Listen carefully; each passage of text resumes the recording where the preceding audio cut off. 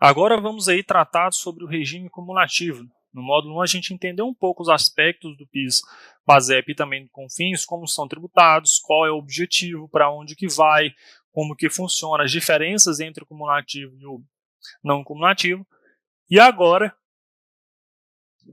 nós vamos tratar especificamente do regime cumulativo, certo? Então, o que é o regime cumulativo? Dizemos que é cumulativo os tributos que incidem em duas ou mais etapas da circulação de mercadoria ou serviço, sem a possibilidade de se amortizar, ou seja, abater nessa operação o valor do tributo incidido na operação anterior. Então, etapa 1 tem um tributo, na etapa 2 existe outro tributo, então acaba somando, certo? Então, conforme todas as etapas, existem tributos, e isso aí, logicamente, vai aumentando o corpo de tributos no final da esteira, certo? A principal característica dos tributos cumulativos, portanto, é repetir sobre a base de cálculo que, por sua superposição em cascata, torna-se cada vez mais elevadas pela adição de novas margens de lucro, de novas despesas, assessorias e do próprio imposto incidente sobre operações posteriores. Basicamente, o que Ferraz Júnior está querendo falar aqui é o quê? Eu coloco um tributo, eu tenho que ali calcular o tributo, mais minha margem de lucro, etc, etc. Então, na próxima etapa, outra pessoa que vai vender esse produto, esse serviço, etc., o que acontece? Ele também tem que calcular a margem de lucro dele, ele tem que calcular as despesas acessórias dele, ele tem que adicionar os impostos. Então, isso vai se tornando muito maior para a base de cálculo final. Então, cada vez mais os tributos dentro desse modelo, eles se acumulam entre si, o que torna cada vez o preço, vamos dizer assim, sendo curto e grosso, as coisas ficam cada vez mais caras, porque se eu tenho que adicionar minha margem de lucro, minhas despesas, meu imposto, e na outra etapa também, até chegar ali no final dessa cascata, a coisa toma uma proporção muito grande. Então, resumidamente, essa cascata ela aumenta a cada etapa, pois a adição dos tributos gera a necessidade de novas margens de lucro, o que aumenta até o final da fila. E aí alguém vai ter que lá no final vai ter que pagar por toda a incidência que houve dentro dessa cascata, certo? E qual que é a base de cálculo do regime cumulativo? A base de cálculo das contribuições a partir de 2015, de acordo com a Lei 12.973/2014, que vinculou o artigo 12 do decreto Lei número 1598/1977, é regulamentado pela IN de 1469/2014. É o faturamento da empresa, o que alcança somente as receitas oriundas da atividade, a seguir transcritos. Então a gente aqui vai entender o que é esse artigo 12. A receita bruta compreende. O que compreende, então? O que é, né? Esse compreende, a gente pode se ler como é. A receita bruta é o produto da venda de bens das operações de conta própria, o preço da prestação de serviço em geral, o resultado auferido nas operações de conta alheia e as receitas da atividade ou objeto principal da pessoa jurídica, não compreendidas no inciso 1 e 3. Sendo assim, a empresa venha a ter outras receitas e elas não estiverem integradas ao seu objetivo social, as mesmas não integram a base de cálculo do tributo, certo? E ao se determinar a base de cálculo da contribuição para o PIS/PASEP e da CONFINS, exclui-se da receita bruta as seguintes atividades. Então, poxa, a gente viu, beleza, o que entra, o que é incidido esse tributo. Mas agora a gente vai entender um pouco o que se exclui da receita bruta. Já que é para fazer esse cálculo, se a base de cálculo é feita em cima da receita bruta, o que a gente pode excluir do que a gente chama de receita bruta? Primeiro, as vendas canceladas e os descontos incondicionais concedidos, as reversões de provisões, as recuperações de créditos baixados como perda, que não representam ingresso de novas receitas, e o resultado positivo da avaliação de investimento pelo valor do patrimônio líquido. Os lucros e dividendos derivados de participações societárias que tenham sido computados como receita bruta, as receitas decorrentes da venda de bens do ativo não circulante, classificado como investimento, imobilizado ou intangível. Aqui eu não vou citar as leis porque você pode ter tudo isso, acesso à apostila, você pode parar o vídeo ali e explicar, tá bom? Caso eu não leia as leis, é só porque a gente deixa aqui para que você possa ter acesso, para que você possa pesquisar ali e entender, mas para que a gente não fique ali um curso chato e não tenha que ler número por número, tá bom? Mas você pode estar sempre aí usando a apostila, usando até o vídeo, faz aquela pesquisa caso você tenha interesse em aprofundar, mas para você entender que a gente aqui está colocando a base do que a gente está falando, tá bom? A receita decorrente da alienação de participação societária, o valor dependido para aquisição dessa participação, desde que a receita da alienação não tenha sido excluída da base de cálculo das mencionadas contribuições na forma da letra F. E a receita reconhecida pela construção, recuperação, ampliação ou melhoramento da infraestrutura, seja contrapartida, seja ativo intangível representativo de direito de exploração, no caso de contratos de concessão de serviços públicos, certo? A receita ela deve ser tomada sem o IPI e sem a dedução do ICMS, destacado, que integra a receita bruta. Quando a empresa cobrar o ICMS como instituta tributária, esse valor não integra a receita bruta. Então, qual que é a composição de base de cálculo? Mais significa a adição do faturamento, menos exclusões permitidas, né, essas exclusões que a gente falou aqui, da receita bruta, e menos o IPI e ICMS, que vem da substituição tributária, quando destacado em nota fiscal e cobrado pelo vendedor dos bens ou prestador de serviços na condição de substitutos tributários. Tá bom? E isso aí é igual à base de cálculo do PIS e CONFINS. Então, um exemplo aqui para clarear seu aprendizado, a gente vai ver isso, é o quê? Admita-se que no mês de janeiro de 2022, por exemplo, uma empresa obteve a receita bruta de vendas de mercadorias e serviços, excluídos os valores relativos ao IPI e às vendas canceladas, descontos incondicionais, no total de R$500 mil.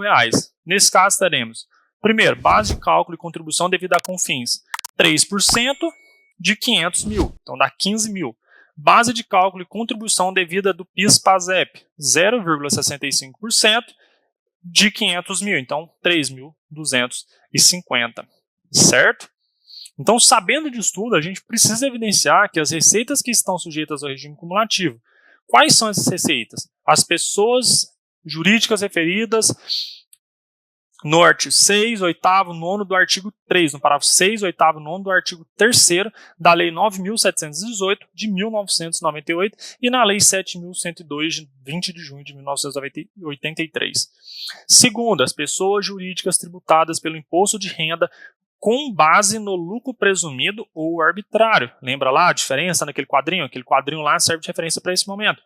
Então, cumulativo, presumido ou arbitrário. Arbitrado, desculpa. E no não cumulativo é o real. Então aqui todas as pessoas jurídicas tributadas pelo imposto de renda com base no presumido ou arbitrado. As pessoas jurídicas imunes a impostos, os órgãos públicos, as autarquias e fundações públicas federais, estaduais e municipais e as fundações cuja criação tenha sido autorizada por lei, referida no artigo 61 do ato das disposições constitucionais transitórias da Constituição, sociedades cooperativas, exceto as de produção agropecuária, sem prejuízo das deduções que trata o artigo 15 da medida provisória 2.15835, de 24 de agosto de 2001, e o artigo 17 da Lei 10.684, de 30 de maio de 2003, não lhes aplicando as disposições do parágrafo 7º do artigo 3 das Leis 10.637, de 30 de dezembro de 2002, e 10.833, de 29 de dezembro de 2003, e as de consumo. Então aqui, para você entender essas sociedades cooperativas, o melhor é que você pegue ali realmente a Constituição para que você peço possa... desculpas por interromper sua aula por um breve momento, mas tenho algo importante e vantajoso para compartilhar com você. Se você está gostando desta aula, tenho uma ótima notícia. Agora você pode levar sua experiência de aprendizado para o próximo nível fazendo sua matrícula em nosso site. Ao se matricular, você terá acesso exclusivo a uma série de benefícios. Primeiro, você pode baixar a apostila completa do curso em PDF, perfeita para acompanhar as aulas e revisar o conteúdo sempre que precisar. Além disso, ao concluir o curso, você terá a oportunidade de adquirir um certificado de conclusão, um grande passo para o seu desenvolvimento profissional e acadêmico. E sabe o que mais? Ao assistir às aulas diretamente em nosso site, você terá uma experiência de aprendizado sem interrupções ou propagandas. Isso significa mais foco e eficiência no seu estudo. Então, não perca essa chance. Clique no link na descrição deste vídeo ou visite nosso site para se matricular agora mesmo. É rápido, fácil e vai transformar a maneira como você aprende. Agora, vamos voltar à aula.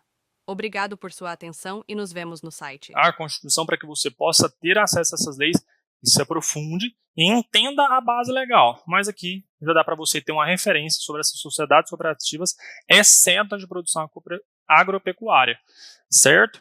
E as receitas decorrentes de operações, primeiro, foi revogada, a segunda é sujeitas a substituições tributárias da CONFINS e, terceiro, referidas no artigo 5º da Lei 9.716, de 26 de dezembro de 98. E há também as receitas decorrentes de prestação de serviços de telecomunicações, certo? Esses aí também acabam sendo isentos e acabam ficando fora aí acabam aí tendo aí dentro do PIS/PASEP, dentro do cumulativo, tá bom? As receitas decorrentes de venda de jornais e periódicos, de prestação de serviços de empresas jornalísticas, de radiodifusão sonora e de sons e imagens. As receitas submetidas ao regime especial de tributação, previsto no artigo 47 da Lei 10.637, de 30 de dezembro de 2002. As receitas relativas a contratos firmados anteriormente a 31 de outubro de 2003 e com prazo superior a 1 ano de administradoras de planos de consórcio de bens móveis e imóveis regularmente autorizados a funcionar pelo Banco Central, com prazo superior a 1 ano de construção por empreitada ou de fornecimento a preço pré-determinado de bens ou serviços. C. De construção por empreitada ou de fornecimento a preço pré-determinado de bens ou serviços contratados com pessoa jurídica de direito público, empresa pública, sociedade de economia mista ou subsidiárias, bem como os contratos posteriormente firmados decorrentes de propostas apresentadas em processo licitatório até aquela data. As receitas decorrentes de prestação de serviços de transporte coletivo, rodoviário, metroviário, ferroviário, aquaviário de passageiros. As receitas decorrentes de serviços como prestados por hospital, pronto-socorro, clínica médica, odontológica, de fisioterapia, de fonoaudiologia e laboratório de anatomia patológica, citológica ou de análises clínicas, e de diálise, raio-x, radiodiagnóstico, radioterapia, quimioterapia de banco de sangue. Também as receitas decorrentes de prestação de serviços de educação infantil, ensino fundamental, médio e educação superior. As receitas decorrentes de vendas de mercadorias realizadas pelas pessoas jurídicas, referidas no artigo 15 do Decreto da Lei 1455, de 7 de abril de 76. E também as receitas decorrentes de prestação de serviço de transporte coletivo de passageiros efetuados por empresas regulares de linhas aéreas domésticas e as decorrentes da prestação de serviço de transporte de pessoas por empresas de táxi aéreo. Também receitas oferidas por pessoas jurídicas decorrentes da edição de periódicos de informação neles contidas, que sejam relativas aos assinantes de serviços públicos de telefonia.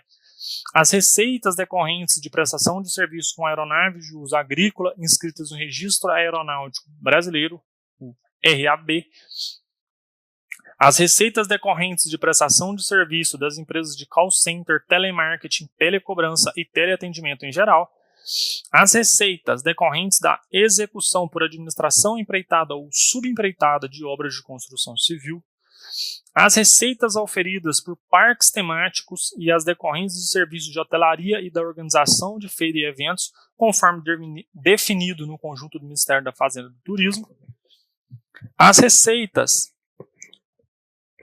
decorrentes da prestação de serviços postais e telegráficos prestados pela Empresa Brasileira de Correios e Telégrafos, as receitas decorrentes de prestação de serviços públicos de concessionária, operadora de rodovia, também receitas decorrentes da prestação de serviços das agências de viagem e de viagens e turismo, as receitas auferidas por empresas de serviços de informática decorrentes das atividades de desenvolvimento de software e seu licenciamento, ou cessão do direito de uso, bem como a análise, programação, instalação, configuração, assessoria, consultoria, suporte técnico e manutenção ou atualização de software, compreendido ainda como software as páginas eletrônicas, as receitas relativas às atividades de revenda de imóveis, desmembramento ou loteamento de terrenos, incorporação imobiliária e construção de prédio destinado à venda, quando decorrente de contratos de longo prazo firmados antes de 31 de outubro de 2003. No 27 e 28 foram vetados, e 29 as receitas decorrentes de operações de comercialização e pedra britada, de areia para a construção civil e de areia de brita. E no 30 as receitas decorrentes da alienação de participações societárias. De novo aqui, deixando aqui a base da lei, né, para que você possa ver. Então, todos esses passos aqui, todas essas etapas, essas 30 aqui, trata de você entender quais são as receitas que estão sujeitas ao regime cumulativo, tá bom? Então, tudo isso que a gente tratou aqui está presente no artigo, está presente na lei e se enquadra dentro do regime cumulativo, tá bom? E agora a gente vai entender as alíquotas. A alíquota básica para o cálculo da CONFINS é de 3% e da contribuição para o PIS/PASEP é de 0,65%. Observadas, todavia, as regras específicas previstas para certos casos, conforme a gente já mencionou. Os bancos comerciais, bancos de investimento, banco de desenvolvimento, caixas econômicas, agências de fomento, as sociedades de crédito, financiamento e investimento, as sociedades de crédito imobiliário, as sociedades corretoras, distribuidoras de títulos e valores imobiliários, as empresas de arrendamento mercantil, cooperativas de crédito, empresas de seguro privado e capitalização, agentes autônomos de seguro privados de crédito, entidades de previdência complementar privada abertas e fechadas e as associações de poupança e crédito devem apurar a contribuição para o PIS/PASEP e a CONFINS mediante a aplicação das alíquotas de 0,65% e de 4%, respectivamente. E como que funciona a parte do pagamento? Uma vez que calculado o valor devido, poderá ser deduzido desse montante valores de PIS/PASEP e da CONFINS retidos diretamente na fonte e pagamentos indevidos ao maior em períodos anteriores, mediante a entrega da declaração de compensação, certo? Então, o valor então a ser recolhido deverá ser pago de uma forma centralizada pelo próprio estabelecimento matriz da pessoa jurídica, caso tenha mais de um estabelecimento, até o dia 25 do mês seguinte, a ocorrência dos fatos geradores, certo? Isso aí segundo o artigo 18 da medida provisória 2158/2001. E caso o dia do vencimento não seja dia útil, deve haver a antecipação do vencimento para o dia útil anterior. Então, exemplo, venceu no sábado, então não quer dizer que eu possa pagar na sexta, eu tenho que pagar na segunda, eu tenho que pagar na sexta, certo? E o recolhimento deverá ser feito por meio da DARF, com os seguintes códigos de recolhimento. CONFINS, o código é 2172, e o código de recolhimento do PIS/PASEP é o 8109, certo? Então agora a gente tratou aqui tudo que tinha dentro do regime do regime cumulativo.